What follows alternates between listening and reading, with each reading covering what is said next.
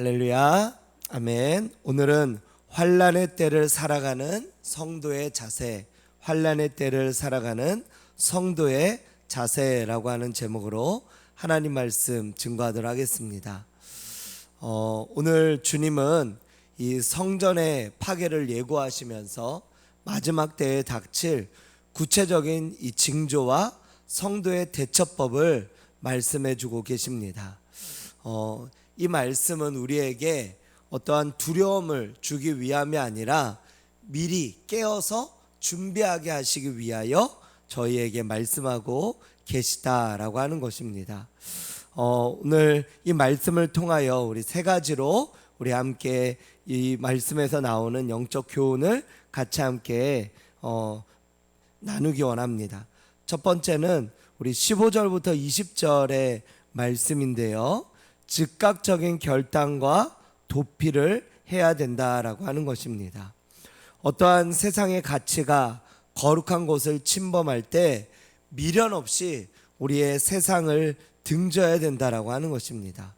지붕이나 밭에서 물건에 집착하지 말라고 하는 것은 영적 우선순위를 바로 세우라라고 하는 것이죠. 마지막 때에 우리가 붙들어야 할 것은 어떤 집안의 물건, 어떤 물질이 아니라 바로 주의 말씀임을 우리에게 말씀하고 있다라고 하는 것입니다. 특별히 15절의 말씀에 보면은 다니엘이 말한 바 멸망에 가증한 것이 거룩한 곳에 선 것을 보거든. 이게 무슨 말일까요? 멸망에 가증한 것이라고 하는 이 말은 혐오스러운 것, 우리 구약에서는 주로 우상을 지칭할 때 말씀하고 있습니다. 즉 황폐하게 하는 이라는 의미의 말씀인데, 거룩한 곳을 더럽게 하고 파괴하는 존재. 역사적으로는 AD 70년에 예루살렘 성전에 세워진 로마의 어떤 군기나 적 그리스도의 모형을 상징합니다.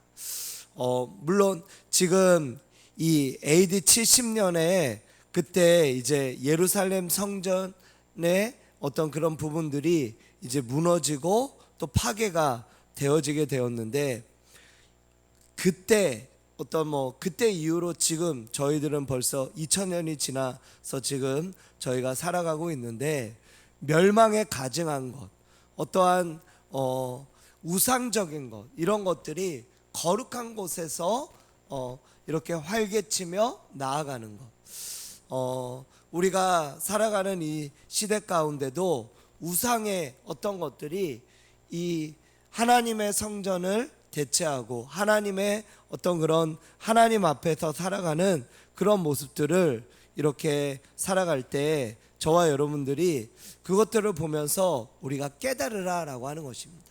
우상이 거룩한 것을 대체하고 영적인 우선순위가 파괴되어지고 그러한 것들이 보여질 때 하나님 앞에 깨달으라라고 성경이 말씀하고 있다라고 하는 것입니다. 지금 이 시대도 바로 그러한 시대가 아닙니까? 유럽의 어떤 그런 교회들이 무너지고, 교회가 어떤 카페나 다른 것들로 팔려지게 되어지고, 그리고 하나님의 교회가 다른 것들로 이렇게 넘어가게 되어지면서 거룩한 것들이, 그러니까 우상의 것들이 거룩함을 대체하며 그런 시대로 되어진다라고 하는 것입니다. 지금 유럽이나 또 다른 곳들은 이제 그것들이 콘서트장, 마트 이런 것들로 바뀌어지고, 사람들이 교회로 몰리기보다 지금 어디로 몰리고 있냐면 축구장, 운동, 스포츠 경기장 이런 것들로 모여지고 있다라고 하는 것입니다. 그곳에는 몇만 명, 미국에는 이렇게 야구 경기를 하면은 막 7만 명, 8만 명 막 이렇게 모인다고 해요. 그런데 교회는 텅텅텅 비고 있고요. 미국의 같은 경우는 이미 개척교회나 상가교회 이런 것들은 이미 없어진 지 오래입니다. 미국은 대형교회밖에 없어요, 지금은. 근데 그래도 우리나라는 지금 개척교회나 어떤 이런 상가교회나 이게 잘 안 된다 하지만 그래도 하나님이 함께 하시는 곳들은 그래도 그 안에서 생명력 있게 번식하고 있잖아요. 우리 평택만 해도 여기 송탄 이곳만 해도 개척교회가 얼마나 많은지 몰라요. 제가 보니까 너무 많더라고요. 저희 교회 바로 앞에도 뭐 요 카페에 있는 그 2층에도 교회가 있잖아요. 거기도 교회가 있고, 또 이렇게 또 조금만 더 나가면은 또 여기 뭐 사우나 있는 그 옆에도 또 있고, 얼마나 많은지 모릅니다. 하나님께서 이런 어떤 이 시대 가운데 멸망에 가증한 것, 우상적인 것, 이런 것들이 하나님을 대신하는 그런 모습으로 지금 나아가고 있다라고 하는 것입니다. 그런 우상들이 하나님을 대신하는 것들을 볼 때 그때 정신 차리고, 그리고 유대에 있는 자들은 산으로 도망치고 물건을 가지러 가지 말고 뒤를 돌아보지 말고, 그리고 이렇게 하나님 앞에 나아가라고 하는 그런, 깨어서 기도하며 나아가라고 하는 그런 말씀을 우리에게 하고 있다라고 하는 것입니다. 우리 하나님 앞에 세상의 어떠한 것보다 하나님을 더 우선시 여기며 영적 우선순위를 바로하며, 그러면서 뒤돌아보지 말고, 세상을 뒤돌아보지 말고 하나님만 붙잡고 나아가는 저와 여러분들 되시기를 주님의 이름으로 축원드립니다. 우리 21절 22절의 말씀에서는 택하신 자를 향한 하나님의 긍휼하심을 우리에게 보여주고 있습니다. 전무후무한 대환란, 즉 이때에는 이제 예수님께서 이제 재림하시기 전에 어떤 상황을 우리에게 말씀하고 계세요. 그 재림은 그날에 도적같이 임한다고 성경에 말씀하고 있지 않습니까? 그런데 그 전에 대환란이 있다라고 하는 것입니다. 하나님은 그런 환란의 시기들을 우리에게 주고 계시는데요, 그런데 그것을 다 지킨다면, 다 하나님께서 어떠한 그런 시기들을 통하여서 우리에게 환란의 시기를 연장시키신다면, 우리 믿는 자들 뿐만 아니라 믿지 않는 자들, 모든 사람들이 다 그 안에서 버틸 수 있는 자들이 없다라고 하는 것입니다. 그래서 하나님은 그날을 감해 주시고요, 그리고 심판의 목적은 멸절이 아니라 택하신 자의 구원과 연단에 있음을 우리가 기억해야 된다라고 하는 것입니다. 고난의 끝은 우리가 정하는 것이 아니라 하나님이 정하십니다. 인내의 한계 가운데서 우리가 주님을 바라봐야 된다라고 하는 것입니다. 우리 20절 21절의 말씀에 보니까 너희가 도망하는 일이 겨울에나 안식일이 되지 않도록 기도하라. 이는 그때에 큰 환란이 있겠음이라. 창세로부터 지금까지 이런 날이 없었고 그 후에도 없으리라. 그날들을 감하지 아니하면 모든 육체가 구원을 얻을 것이나 그러나 택하신 자들을 위해 그날들을 감하시리라. 이 날들을 하나님께서 감하신다라고. 왜요? 택하신 자들을 위해서, 저와 여러분들을 위해서 하나님께서 그렇게 행하신다라고, 그렇게 말씀하고 계신다라고 하는 것입니다. 저와 여러분들이 바로 이 땅을 살아갈 때 이 땅 가운데서 이제 어떤 환란들이 있다라고 하는 거예요. 환란들이 지금도 전쟁이 있고요, 또 기근이 있고요, 난리와 난리들이 있고요, 또 어떤 사랑이 식어가는 그런 모습들이 있고요, 그리고 우상 숭배로 인하여서 이렇게 이 시대가 아주 너무나 힘들고 어려운 그런 시대로 살아가고 있는 그런 모습들이 있다라고 하는 겁니다.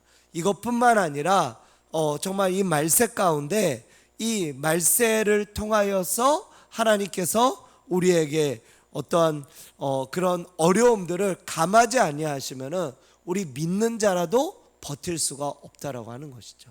그러나 하나님은 저희에게 이런 믿는 자들이 이런 구원을 받게 하시기 위하여서 그것을 감하여 주시고, 또 하나님께서 하나님의 때에 그 어떤 환난과 또 연단의 그 시기들을 멈추시고, 또 그것을 이제 하나님 안에서 어떤 인내 가운데에서 우리가 버틸 수 있는 그런 인내의 한계를 정하시고 그때에 그것들을 이루신다라고 하는 것입니다. 이러한 고난을 하나님께서 허락하시는 이유가 무엇입니까? 저희들이 연단되어져서 더 정결하게 하시기 위하여, 그리고 믿지 않는 자들은 그 믿지 않는 그 모습 가운데에서 환난과 어떤 그런 어려움을 통하여 그들이 하나님을 바라보게 하시기 위하여 하나님께서 그 일들을 행하신다라고 하는 것입니다. 저와 여러분들이 이 시대 가운데 환난과 어려움이 있다 하더라도 우리 주님을 바라보고 주님을 의지하고 주님만 붙들며 나아가는 저와 여러분들 되시기를 축복합니다. 우리 마지막으로 23절에서 28절까지의 말씀을 말씀하고 있는데요, 거짓 미혹, 분별하는 영적 안목을 가지라는 것입니다. 거짓 미혹하는 부분들이 있고요, 그 가운데서 분별하는 영적 안목을 가지라라고 하는 것입니다. 우리 이 본문의 말씀은 이미 일어난 어떤 예루살렘의 심판과 아직 오지 않을 세상 끝날의 대환란을 중첩해서 우리에게 보여주고 있습니다. 즉 환란 속에서도 택하신 자를 보호하시는 하나님의 주권이 우리 말씀을 통하여서 보여주고요, 또한 거짓 그리스도들, 거짓 이런 어떤 미혹하는 자들, 이러한 자들이 있는데 이러한 자들과 또한 예수 그리스도, 그분 인자의 어떤 공개적인 재림을 대조해서 보여주고 있다라고 하는 것입니다. 혼란의 때에는 특별히 거짓 선지자들이 많다라고 하는 거예요. 거짓 선지자들. 예, 어제 오셨던 그 권사님도 이제 부활절이 막 다가오고 하니까 무슨 얘기를 하시냐면, 이단들도 막 자기들의 뭐 부활절 뭐 이런 것들을 이렇게 하면서 뭐 전도를 많이 하고 있다라고 하는 거예요. 그 이전 교회는 이제 역이 가까운데 신길역이라고 하는 그 신길역이 한 150m, 한 200m 정도면은 이제 그 역이 있는데요, 그 역에 가서 전도를 많이 합니다. 왜냐하면 이제 유동 인구가 많으니까. 그래서 그곳에서 이제 전도하는데, 그곳에서 전도를 하다 보면은 이단들도 가끔씩 온다라고 하는 거예요. 그러면 저 있을 때도 이렇게 보면은 여호와의 증인들이 많이 있었어요. 여호와의 증인들이. 그러면 이렇게 막 그들이 이제 막 헛된 복음들을 그렇게 이야기하고 이렇게 할 때 일부러 그 옆에서 이렇게 또 같이 막 전도하고 막 그러죠. 거짓된 복음, 어떤 미혹되어지는 그런 복음들을 전하는 자들이 많다라고 하는 것입니다. 혼란의 때에는 여기 있다 저기 있다 거짓 복음이 난무하면서요, 또 주님의 재림이 언제 올지는 우리가 알지 못하지만 자기들이 그리스도다, 내가 메시아다, 이런 거짓 선지자들도 많다라고 하는 거예요. 예. 근데 그런 것들에 사람들이 현혹되고 그렇게 되어지는 것이 뭐냐면은, 이게 그 어떤 이제 뭐 정치인들이나 어떤 이런 사람들도 그 선거를 앞두면은 용하다고 하는 무당들을 찾아간다고 하지 않습니까?